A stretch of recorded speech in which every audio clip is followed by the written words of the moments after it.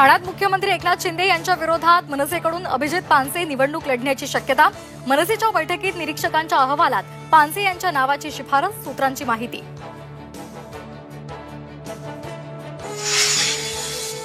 सरपंच आणि उपसरपंचांच्या मानधनीत दुपटीनं वाढ।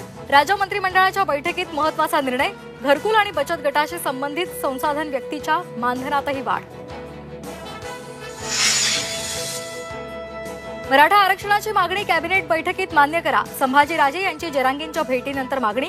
जरांगेंना काहीही झाल्यास सरकार जबाबदार असल्याचाही इशारा।